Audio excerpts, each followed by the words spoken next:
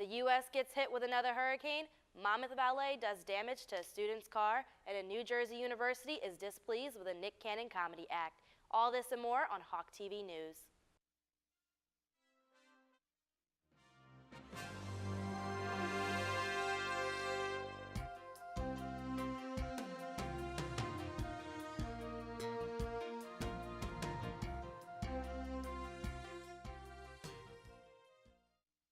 Hello and welcome to Hawk TV News. I'm Marasia Laster. And I'm Hania Sarsar.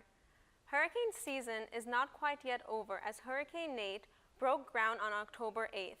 It is the first hurricane to hit Mississippi since Hurricane Katrina in 2005.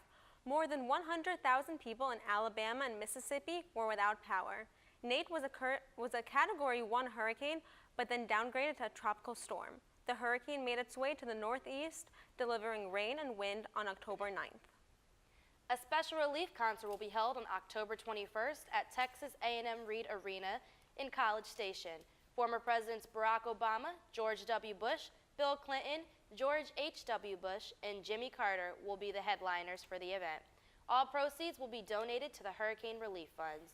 The concert will be called the American Appeal Relief Concert, and former presidents will be performing with bands and musicians such as the Alabama Glatton Brothers, Lyle Lovett, and Stephanie Quayle. On Saturday, September 13th, Nick Cannon and friends performed at the Strand Theater in Lakewood for Georgian Court University's homecoming. The Catholic University released an email to faculty and students expressing their disappointment in his comedy act. The administration also explained that Cannon did not follow the rules of the agreement and the content of his performance did not reflect the values of Georgian Court. University President Joseph McBaugh felt Cannon's words were offensive and also went against the Mercy Corps values the university prides itself on. Cannon took to social media after saying that he would not be apologizing and that the university does not believe in free speech. On October 4th, a car accident occurred at Monmouth University's Lot 25, designated for commuter students. A valet attendant was in the process of parking a student's car when he allegedly rear-ended a car already parked in the parking lot. The valet attendant claimed to have hit the brakes, but the car did not stop in time, resulting in a large hole in the parked car's bumper. A student who witnessed the event called the campus police to report the incident. This unfortunate incident raises the question of whether it's time to consider an alternative solution to handle Monmouth's parking issues. Monmouth University's radio station, WMCX, hosted College Radio Day on October 6th. Mike Orlando has the story. Hey guys, I'm at the WMCX radio station here at Monmouth University in Plangier from 9 a.m. to 9 p.m. We're going to be celebrating National College Radio Day. Come check it out.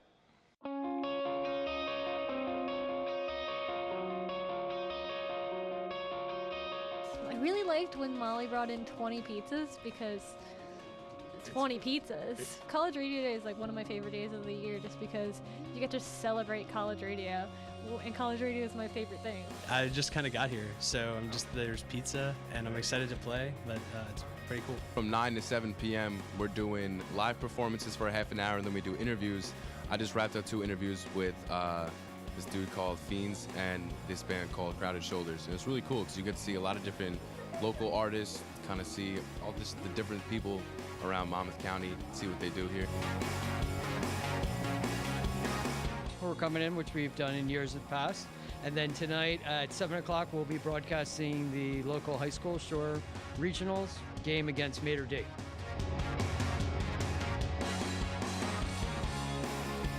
Everyone's been participating, good involvement, so it's been great. Everyone today seemed like they had a blast here at WMCX celebrating College Radio Day. My name's Mike Orlando from Hawk TV News. Back to you guys at the desk.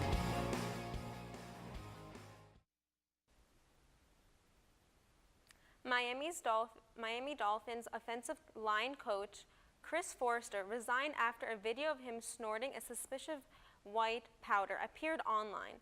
This video was posted on Facebook by a model, Kiwana Nige, and features Forrester snorting the white powder into a $20 bill. Forrester released a statement resigning and taking full responsibility for his actions. He also apologized to the organization and said that he would get the help he needed with the support from his family and medical professionals. The Miami Dolphins also released a statement saying that they do not tolerate such behavior, and even though Forrester resigned, they will help to ensure he gets the assistance he needs. We have to take a short break, but when we return, the Barnegat Bay gets a cleanup. Dove takes down an ad deemed racially insensitive, and President Trump has issues with late-night talk show hosts. All this and more on Hawk TV News.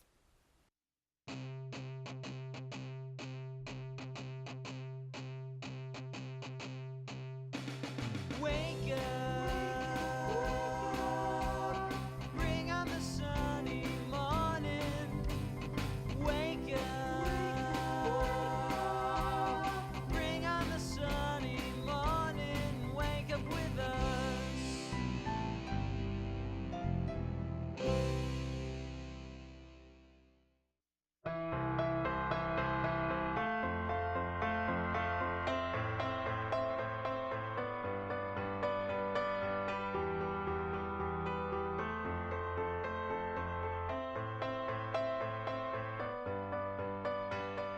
This is Hawk TV News, and we've got it covered.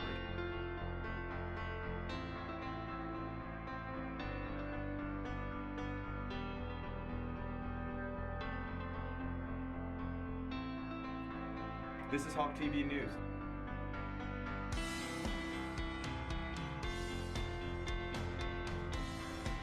This is Hawk TV News, and we've got it covered.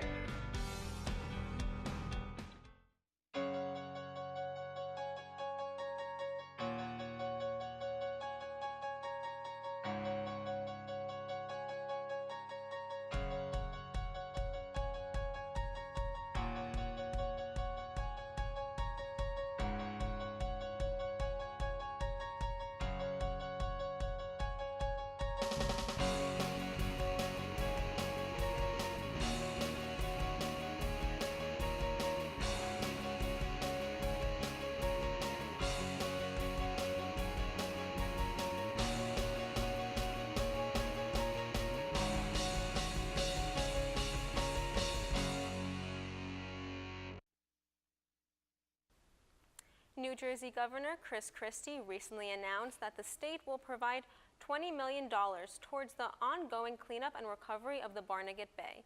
After the Environmental Protection Agency began monitoring the bay back in 2010, they discovered the northern third portion of the bay was vulnerable to algae blooms and limited amounts of oxygen in the water. So far, the cleanup has helped preserve 11,000 acres of land surrounding the bay, and the cleanup is expected to last until 2020. Dove is under fire for being racially insensitive. An ad was posted by the company on Facebook. It showed a black woman with a brown shirt removing her shirt to reveal a white woman with a white shirt. The ad then circulated across different social media platforms, and many people shared their displeasure. The Dove then removed the ad from its Facebook page and issued an apology saying that the ad did not represent women of color. Thoughtfully and deeply regret the offense that was caused. This is not the first time Dove has released an ad that was racially insensitive. President Donald Trump is unhappy with late-night TV hosts and recently took to Twitter to express his opinions. The president feels as though not enough airtime is being given to Republicans since these show hosts have been voicing their opinion. He calls it anti-Trump and one-sided coverage. He even expressed that the material is unfunny and repetitive.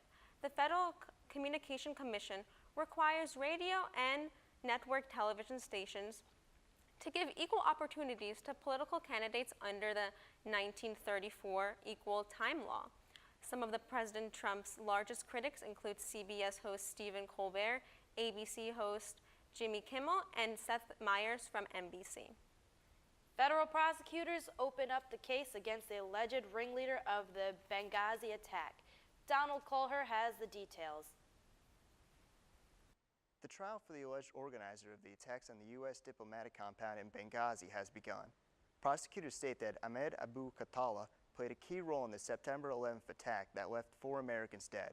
Much has been made about the events leading up to the attack, but not much attention has been paid to why the attack was possible in the first place.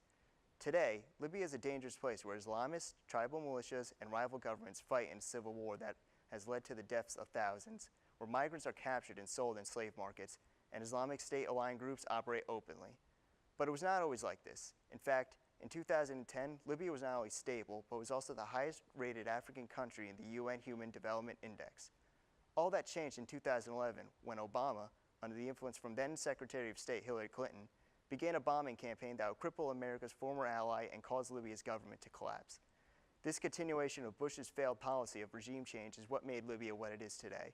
The power vacuum that formed, like the one that formed in Iraq, was left unfilled, and in its place a war between over 1,700 groups.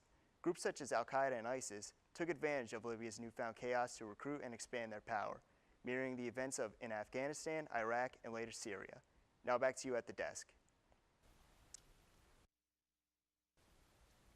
On October 2nd, around 8:40 p.m., music legend Tom Petty died at the age of 66. It was reported that Petty suffered cardiac arrest at his home in Malibu, California.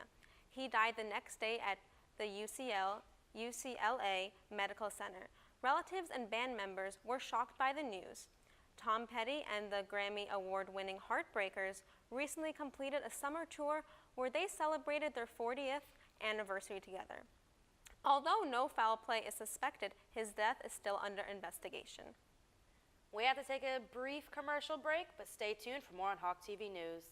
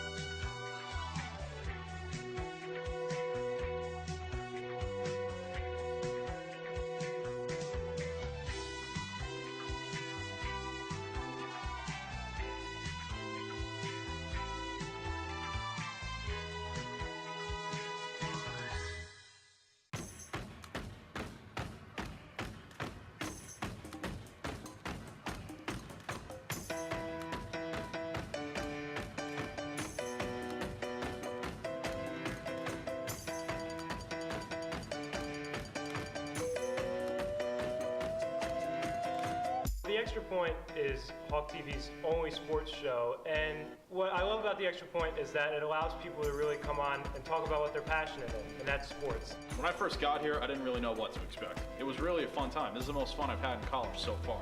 It's really not as competitive as people will think it is. I've been on air for almost every episode of Extra Point. Unscripted debate is probably the best format for sports shows today, and I think that's what's growing. So more than anything else, The Extra Point just provides people to come on Hawk TV to talk about what they love, and that's sports. Tony Lynn, what's it like being a producer? It's so much fun, especially when I get to work with Matt. Oh shit, no one wants to work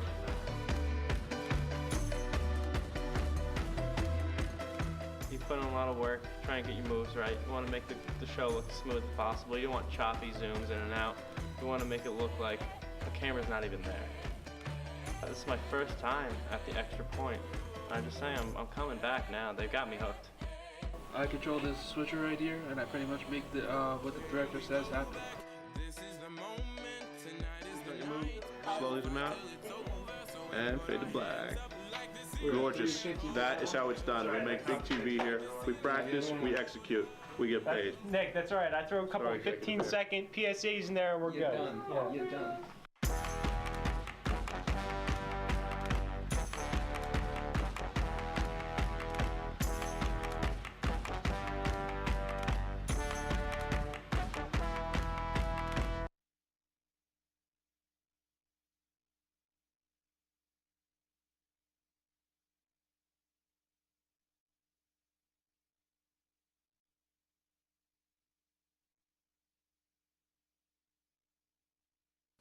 We now go to my co-host with news from the entertainment world.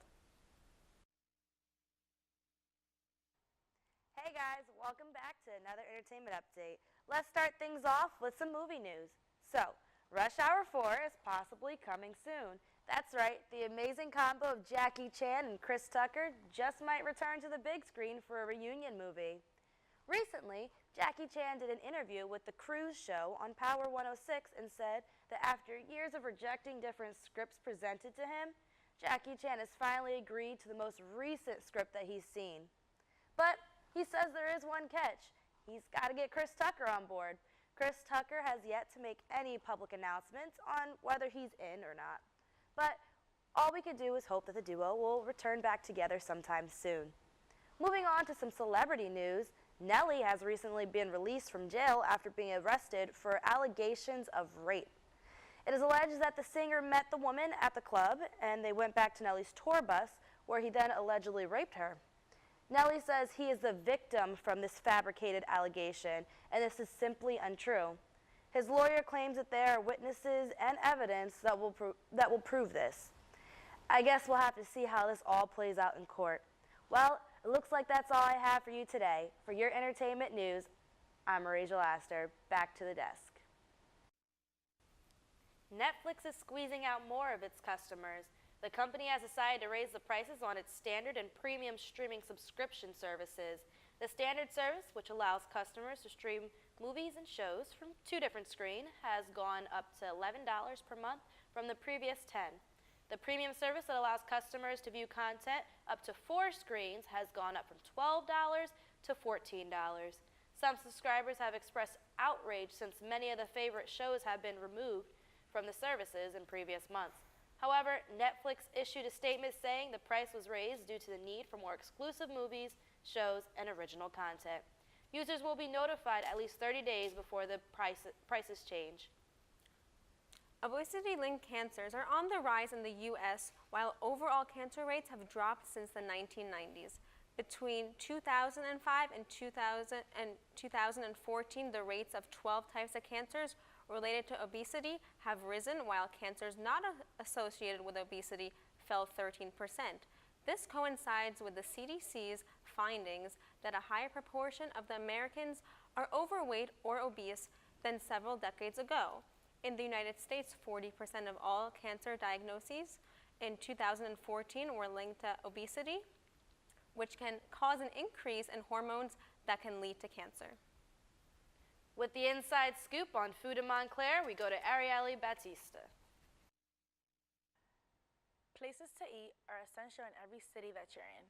In this case, our stop is Montclair, New Jersey, a town in North Jersey an hour-away drive from Monmouth University. If you want to get away and try new foods on the weekend, the restaurants I'll be mentioning might be a good thing to try out.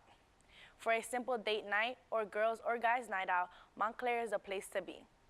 All these places listed are affordable for college students on a budget. Our first stop is Cuban Pete's, located at 428 Bloomfield Avenue, Montclair, New Jersey. They're open from Monday through Thursday, 11:30 until 11 p.m., Friday through Saturday from 11:30 until midnight. Sundays, they're open from 11 a.m. until 11 p.m. As the name says, it's a Cuban restaurant with an island vibe, non-alcoholic sangrias, and bring your own alcohol policy. Mostly college students, tourists, or groups are the types of crowds you'll find at Cuban Pete's. Dress casual or according to the occasion you are celebrating. For any birthday celebrations, they love singing a birthday song in Spanish with instruments.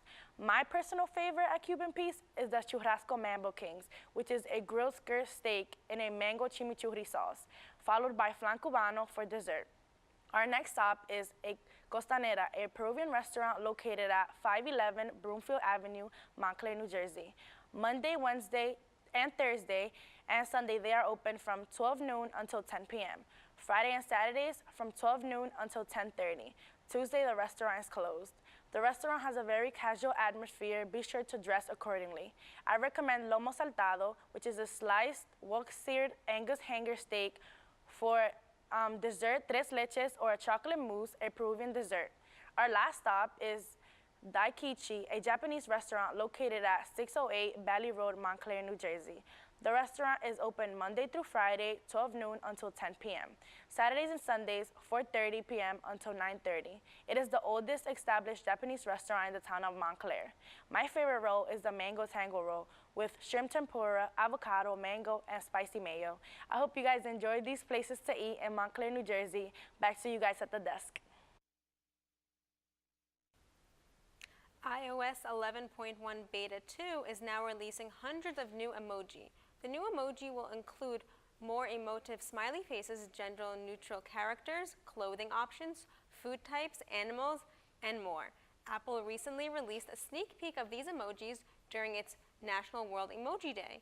The last emoji release was during ISO 8 when Apple introduced race, gender, and sexual orientation-friendly emojis, as well as adjustments to the food group, a black-colored heart, and the middle finger.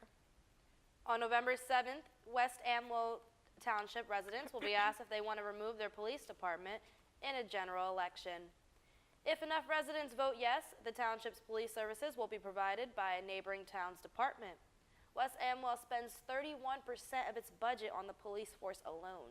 Additionally, state aid has dropped from 44% to 25% since 2009, which is a loss of over $500,000. If the police department is not removed, municipal taxes for homecomers is expected to increase by $400 over the next several years. The cost of West Amwell's police department has been increasing every year, and by removing it, the township is hoping to relieve major financial stress. Harvard Medical School postdoctoral colleagues Ali Yedison and Neon Jian are currently working on a project called Dermal Abyss, along with the MIT Media Lab. This project intends to develop a smart tattoo ink that can assist and monitor alterations in the human body. The tattoo is designed to shift colors when the surrounding body tissue experiences change. Traditional inks are replaced with biosensors, whose color can change depending on the level of acidity, glucose, and sodium. More studies need to be done to determine whether the ink can accurately represent the chemistry in the body. We have to take another short break, but when we return, we have an exciting recap on Monmouth sports.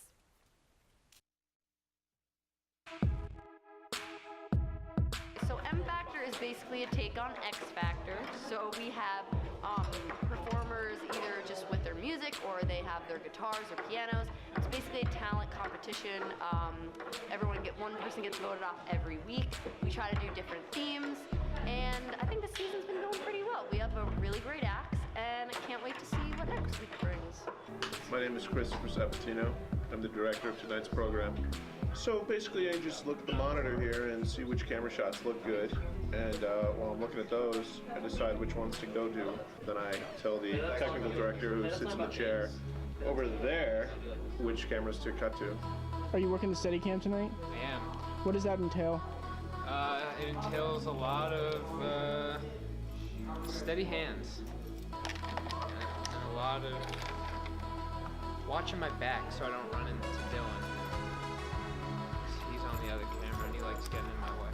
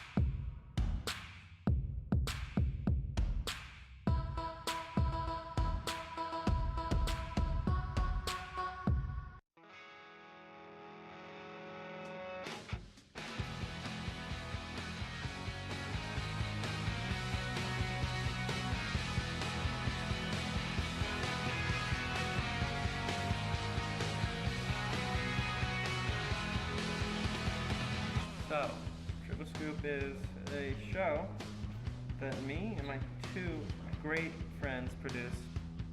It's a show where we talk about entertainment. People call us the entertainment show. We have one segment about movies, one segment about TV, and we have one segment about music. Literally whatever you want to do, you do it. If you mess up, you mess up. That's what this is for.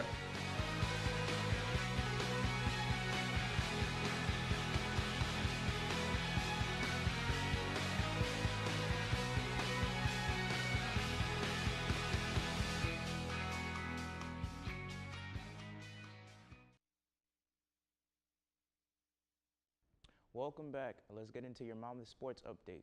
The football team wrapped up its out-of-conference schedule for the season with a 48-36 win over Holy Cross on October 7th. Redshirt sophomore Kenji Burhard, quarterback, threw a career-high 324 yards, including 3 touchdowns on 23 of 31 pass attempts. Senior safety Mike Beasley recorded a career-high 19 tackles and set a new Big South record. Junior wide receiver Reggie White Jr. scored 2 touchdowns for the Hawks and had a season-high 137 yards on 9 receptions. Fifth-year senior Kamal Dumas ran back an 89-yard punt, adding to the Hawks' lead. With the win, the team moves to 5-1 on the season and will return to Kessler Stadium to open up conference play against Liberty University Flames at the 2017 homecoming game. The 25th-ranked field hockey team fell on the road to Fairfield 3-1. Fairfield opened up the scoring in the 14th minute and doubled their lead 5 minutes later. Fairfield added to their goal in the 61st minute, but Monmouth was able to score a goal before time expired as senior Mallory Kusakovic tipped the ball on a corner shot. The loss snapped the Hawks' 6-game winning streak dating back to September 8th. With the loss, Monmouth drops to 8-3 on the season, 1-1 in MAC play. The Hawks look to respond in their next game as they return home to face Hofstra. The men's soccer team fell to Manhattan College Jaspers 1-0 in double overtime. After 140 minutes of play, neither team scored a goal. Manhattan's Ryan Shields collected a pass and scored, putting the Jaspers past the Hawks for the win. Monmouth's goalkeeper, Bobby Edwards, had 4 saves on the night, but the Hawks could not hang on. The loss will move the team to 4-6-1 on the season and 1-2 in MAC play. The Hawks will look to regain their momentum as they continue conference play against the Marist Red Fox. The women's soccer team improved to 9-2-2 on the season and 6-0 in MAC play after defeating the Manhattan Jaspers 2-1 on October 7th. Redshirt sophomore Maddie Gibson scored the only 2 goals of the game to keep the team at the top of the conference. Shortly after Gibson's first goal, Manhattan responded with a goal of their own, but late in the first half, Gibson fired a strike into the upper corner of the net, breaking the 1-1 tie. The Hawks remain unbeaten at home for the 2017 season and look to hold on the #1 spot in the conference as they take on the Marist Red Fox and finish out the regular season on the road. That's all the sports we have today. For more on your college and professional sports, tune into the Extra Point right here on Hawk TV. That's all for this week of Hawk TV News. Thank you for joining us. I'm Hania Sarsar. And I'm Marasia Laster. Be sure to tune in next time for another edition of Hawk TV News.